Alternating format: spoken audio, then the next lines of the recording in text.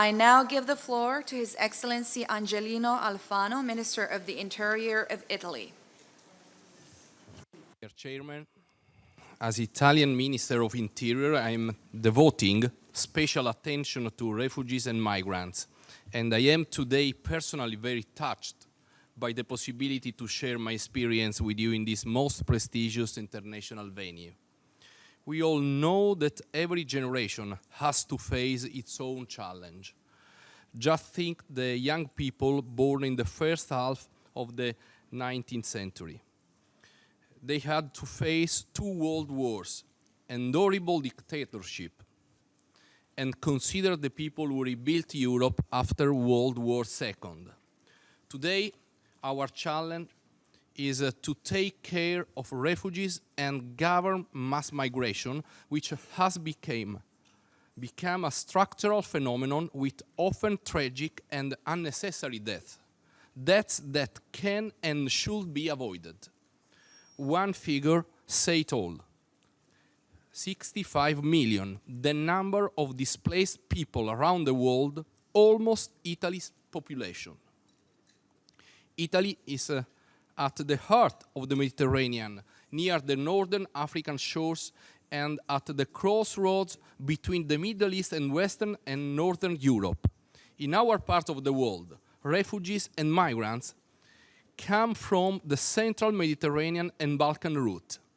A fair burden sharing is therefore essential. Today's reality is one of mixed migration flows, where refugees in need of international protection travel together with people looking for better life conditions.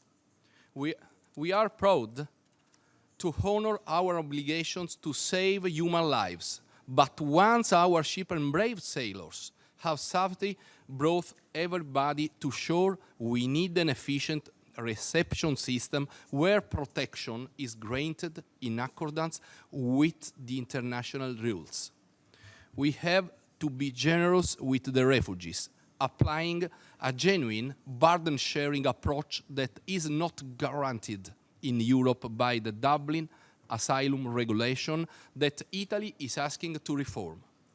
But we also have to be strong and unflinching in the fight against human smugglers and other criminals that are generating great illicit wealth by promoting illegal migrations.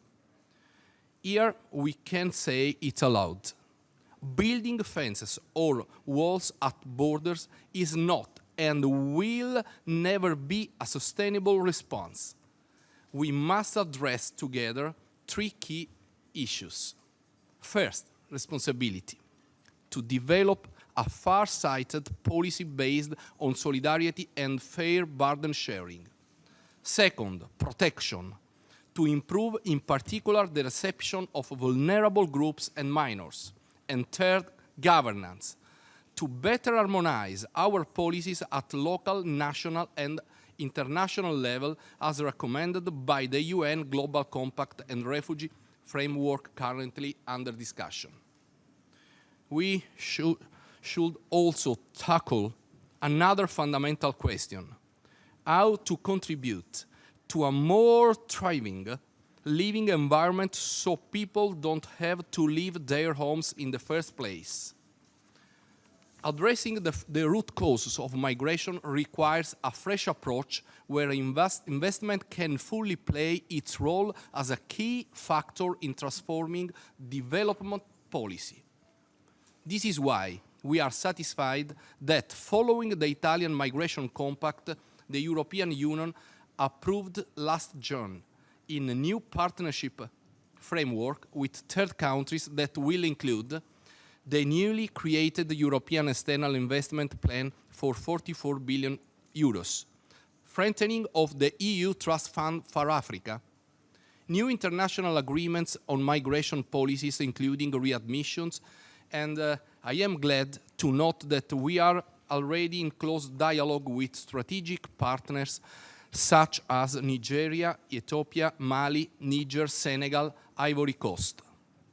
Let me say it once again. At the heart of the Mediterranean, Italy is committed to saving human lives every day. We have not and we will not flinch from this responsibility, as is shown by the almost 4,500,000 people that have found shelter and assistance in my country in the last 2.5 years since 2014. Responsibility, protection, solidarity, and governance. These are the pillars on which the action of Italy is based. I personally believe that the United Nations can and should play a fundamental role in promoting a needed global consensus along these guidelines.